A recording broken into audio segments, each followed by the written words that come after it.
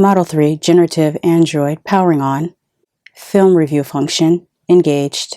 Spoiler-free mode activated. Hey Latchkey kids and driving mutants, I'm Lady Shasha, mistress of the snark, connoisseur of the gore, and your hostess with the mostest, and I just watched M3GAN.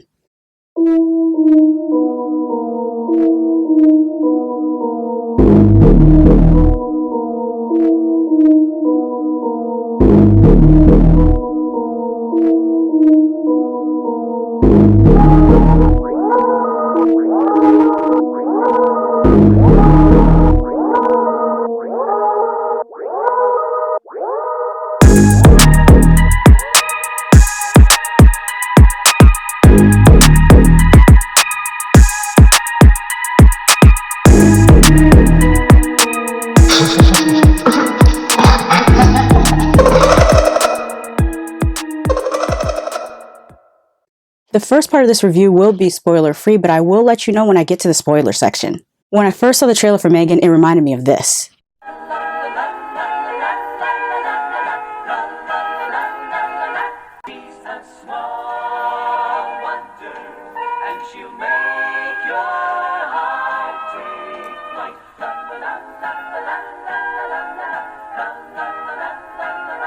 Small Wonder was a sitcom during a time in the 80s when sitcom premises were pretty wild. The zany adventures of a suburban family, their next-door neighbors, and an innovative robot designed to look like a human child. A furry alien wise guy comes to live with the Tanner family after crashing into their garage. A wacky alien comes to Earth to study his residents, and the life of the human woman he boards with is never the same. A teenager discovers she has supernatural powers when she learns her birth father is an alien.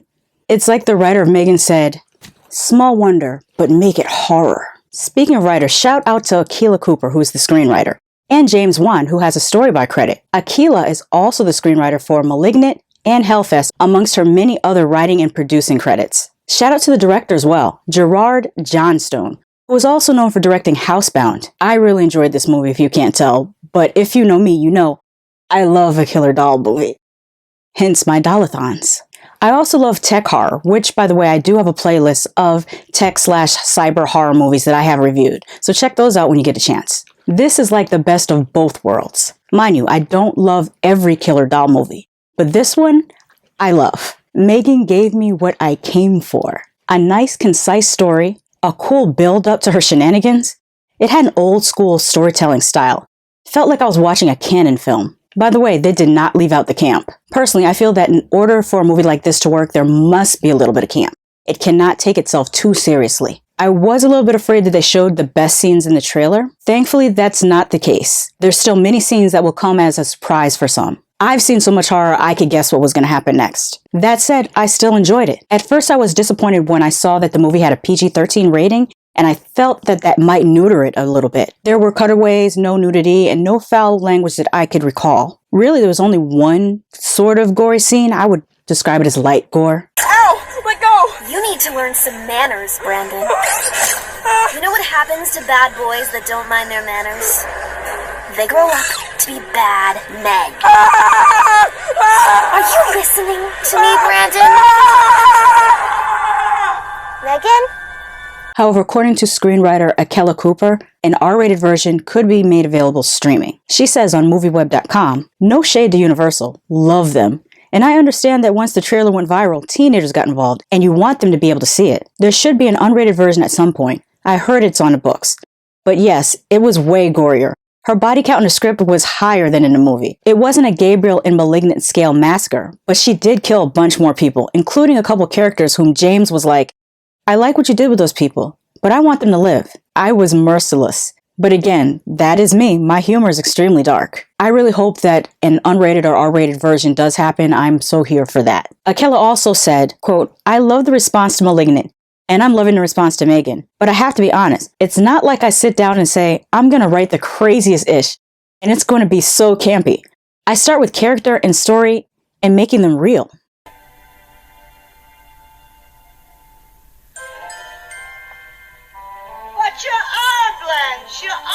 You are campy. Embrace it. By the way, I kind of needed to check myself about the PG-13 thing because kids need to have fun too. When I was a kid, we had some fun slumber party horror, as I call it. Movies like The Gate, Tremors, and House 2, The Second Story were a fun time without being too scary. We also had movies like Mirror Mirror, Witchboard, and Warlock, which were rated R for reasons. Seriously, why did those movies warrant R ratings? I really can't think of what elements in them would require them to be rated R.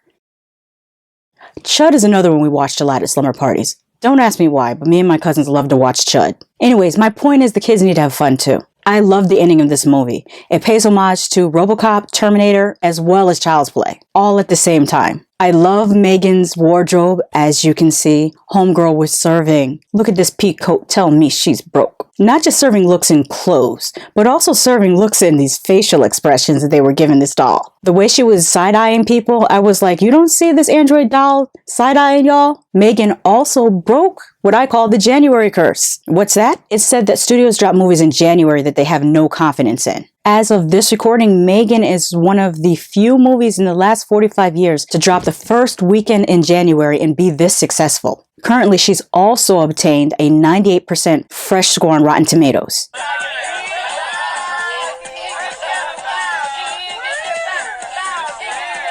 I don't think Universal nor Blumhouse had low confidence in M3GAN, especially based on their marketing. Can we talk about the M3GAN marketing? It would make William Castle so proud. William Castle was a film director and producer known for his films and for his promotional methods. Castle often appeared at the beginning of his own films, warning moviegoers about the terrors they were about to experience. To ensure that audience reaction was maximized, Castle frequently resorted to interactive gimmicks, like theater seats wired to slightly electrocute patients during the scary scenes in The Tingler, a 3D skeleton that floated from the screen on wires during House on Haunted Hill, and cards handed out by ushers purportedly letting moviegoers determine how the movie would end for his Mr. Sardonicus promotion. One of his wildest promotions was for his 1958 film Macabre, at which each audience member was given an insurance certificate from Lloyd's of London, guaranteeing a $1,000 payout if they died of fright. These promotional stunts worked, as William Castle's films rarely failed to turn a profit. Last year, Paramount Pictures did a similar marketing promotion for the horror movie Smile. I thought it was very effective. It took the William Castle method of marketing into the age of social media viral campaigns. The promo for M3GAN took notes on the promo from Smile and also William Castle, and I'm digging it. There were dancing M3GANs.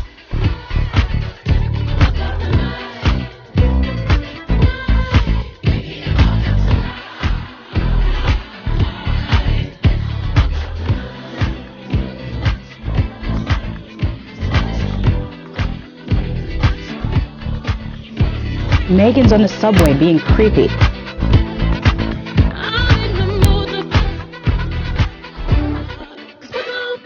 She trolled people at screenings and popped up behind some broadcasters as well. She even had a back and forth with Chucky on Twitter.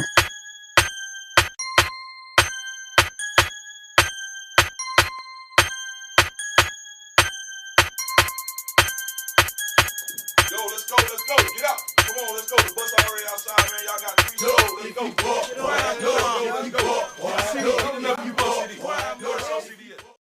M3GAN was even there to directly troll the audience at screenings.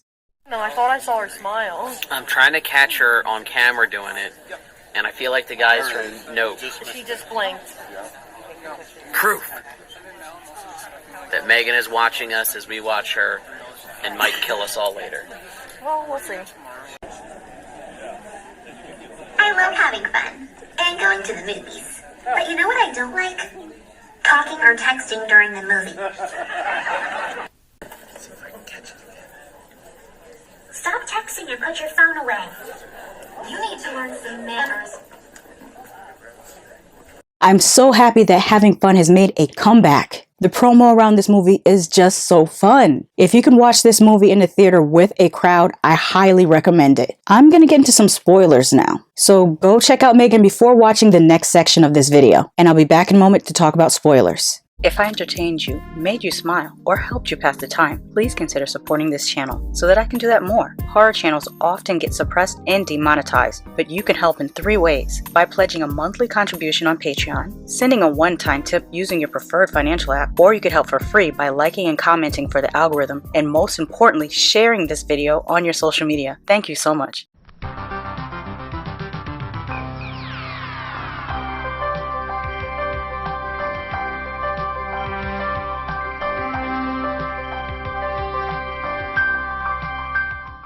Spoiler alert. Spoiler alert. One more time for the people in the back. Spoiler alert.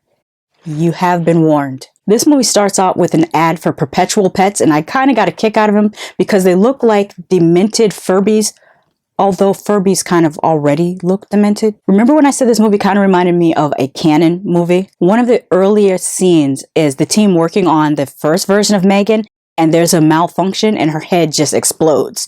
And that's the type of stuff I like to see in movies. I love that they did that. The main character besides M3GAN is Katie, whose face kind of looked familiar and I couldn't place it at first, until I saw this tweet reminding me that she was in The Haunting of Hill House and Dr. Sleep. The young actor's name is Violet McGraw, and she is already a scream queen. Katie's parents were hell of annoying, and I am so glad they were only in the very beginning of this movie. They did some great point of view work with M3GAN, and from her perspective, it really reminds you of RoboCop.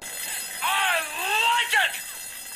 In this, Katie's parents get into an accident, and she has to go live with her Aunt Gemma, who works at a toy company that specializes in interactive toys. Aunt Gemma has this movie's version of the Amazon Echo Dot as well. Soon, a judgy therapist arrives, who, it turns out, was sent there by the paternal grandparents of Katie. The therapist was on some BS, though. I mean, shouldn't she be more concerned of, I don't know, say, the trauma that Katie went through, or the trauma that Gemma also is going through with the loss of her parents and Gemma's sister and brother-in-law?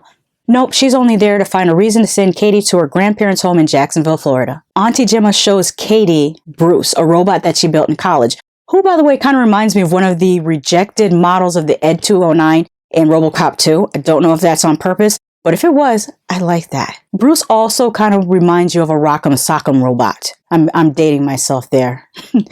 Shout out to the horror movie geek, because Christ, I'm old. But anyways, I knew from the giddy up that they were going to eventually have to use Bruce to defeat M3GAN. So of course, when Katie first sees Bruce, she says to her Aunt Gemma, if I had a toy like Bruce, I'd never need another toy. And of course, cue montage, and we get Gemma making the Model 3 of M3GAN. I love that during the montage, they show the engineers pushing M3GAN like the Boston Dynamics push test. M3GAN is the star of this movie. Make no mistake about that. She's got a point. She's an icon. She's a legend. And she is the moment. Now, come on now. She is voiced by Jenna Davis, who did an excellent job with voice work, sounding Uncanny Valley-ish. Also, if that's her singing, she did a great job with that too. I wondered if she also voiced the promos. The physical actor playing M3GAN is Amy Donald. She did a phenomenal job with physically moving in a robotic way, dancing, and even some stunt work. They actually cut a few moves from that hallway scene. I love the scene with the neighbor lady, her dog, and M3GAN. M3GAN looked at that neighbor lady like, I'll get you, bitch! Her whole interaction with the neighbor lady reminded me of something, and at first I couldn't put my finger on it. But then when I got home, it hit me. It was Wes Craven's Deadly Friend. This movie has that kind of feel.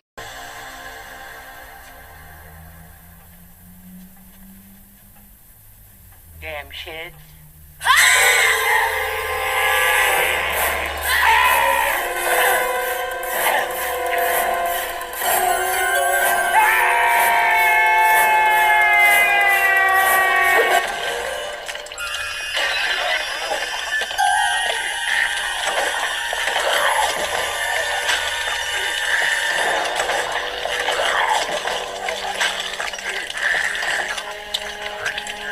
Peak cinema. There's a bit of character development in this. At first, Aunt Gemma is quite selfish, but as the movie progresses, she learns to be less selfish. One moment I really loved was when M3GAN was playing the piano in the dark. The way they lit her face was so classic Hollywood, with mostly her eyes being lit and the rest of her in the shadows. The kicker is that she's playing Martika's toy soldiers. Editor's note: when I was editing this and getting the visuals together, M3GAN tweeted me directly. Glad I made her Twitter list. Most likely this is an autoresponder they use, but still, well played. OMG, I love this collider. 2023 is the year of M3GAN.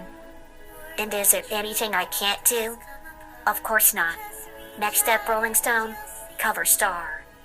Plus, I slay the dance floor, which Mashable clearly gets. I see you. You're going to have a killer time at my movie. I'll be watching you to make sure you're there. This is great marketing and promo. I always said that I wish I could go back in time and experience the William Castle era of horror, and M3GAN actually gave us a little taste of that. see here are the priceless relics of a bygone era of showmanship. I refer not to myself, but to the contents of these crates, which I have stored and lovingly tended since my own youthful days as manager of a movie palace, very much like the Dreamland. We had theaters in those days, not like these cine, omni, multi, whatchamaplex things today, with 29 screens, the size of postage stamps, and we had fun. The ballyhoo, the giveaways, the bullshit. I could tell you stories. The point is, we put the butts in the seats where they belong. I hope more horror movie releases take this approach so we can have fun again. Well, I think I've said enough about how much I really enjoyed M3GAN. But like I always say, don't take my word for it. Watch it for yourself. Just because I love something doesn't mean you won't hate it, and just because I hate something doesn't mean you won't love it. Have you seen M3GAN? What did you think? Let me know in the comments. Also, feel free to interact with each other in the comments. We are a community here. Until next time, power save mode engaged.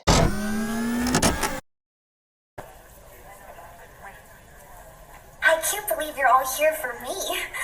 I promise, it's gonna be a killer time.